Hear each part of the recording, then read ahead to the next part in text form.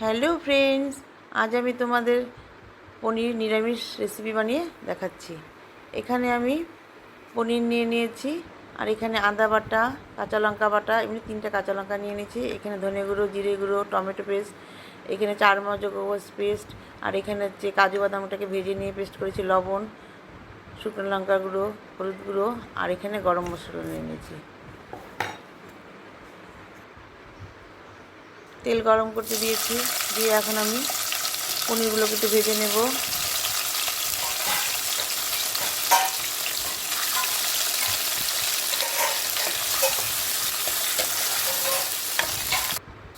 পনিরটা ভাজা ভাজা হয়ে গেছে, এখন এটাকে উঠিয়ে নিচ্ছি।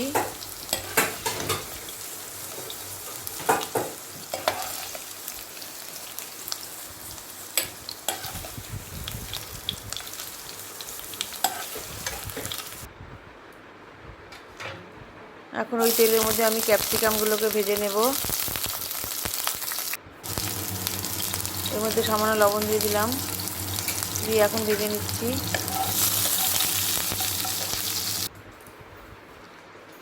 আর এই পনিরগুলোর মধ্যে আমি গরম জল দিয়ে দেব।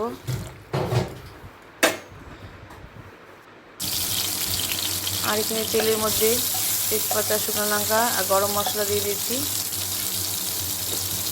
এলাচ, দারচিনি আর 2টা লং দিয়ে এর মধ্যে এখন আদা বাটা আর কাঁচা লঙ্কা বাটা দিয়ে মশলাটা একটু ভেজে নিচ্ছি।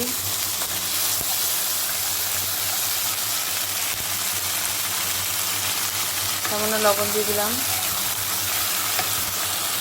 এখন এর মধ্যে টমেটো পেস্ট দিয়ে দেবো। টমেটো পেস্ট দিয়ে মশলাটাকে ভালো করে ভেজে নেব।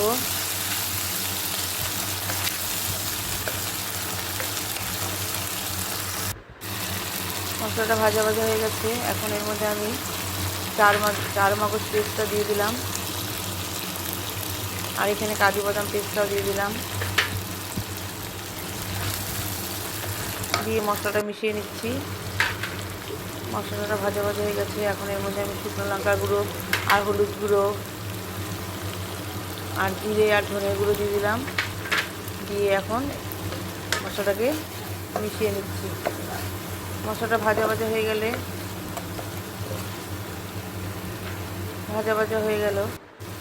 এর মধ্যে এখন আমি একটু সামান্য লবণ দিয়ে দিলাম, দিয়ে মশলাটাকে একটু ভাজা ভাজা করে নিচ্ছি।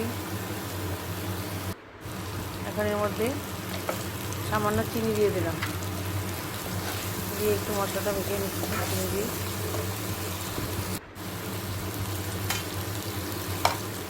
এখন এর মধ্যে ক্যাপসিকামগুলো দিয়ে দিলাম,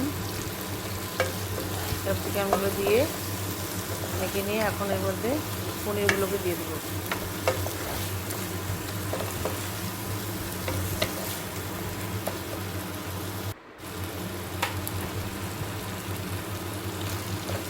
এর মধ্যে পনিরগুলো দিয়ে মশলাটার সাথে ভালো করে মিশিয়ে নেব।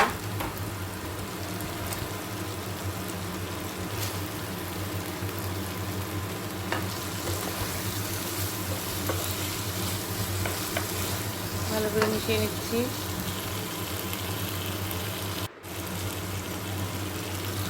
এখন এর মধ্যে গরম জল দিয়ে দিলাম,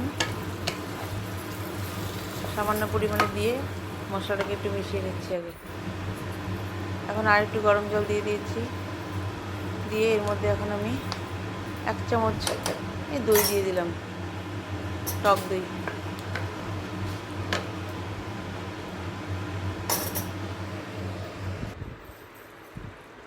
এখন এর মশলাটা দেখুন, তরকারিটা ফুটে গেছে, মশলাটা মিশে তরকারিটা ফুটে গেছে।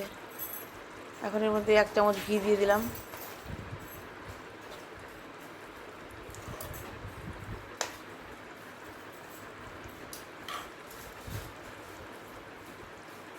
এখন এর মধ্যে ধনেপাতা ছিটিয়ে দিলাম।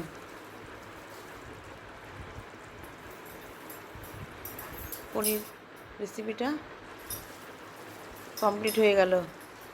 এইভাবে খেয়ে দেখবেন, খুব ভালো লাগে।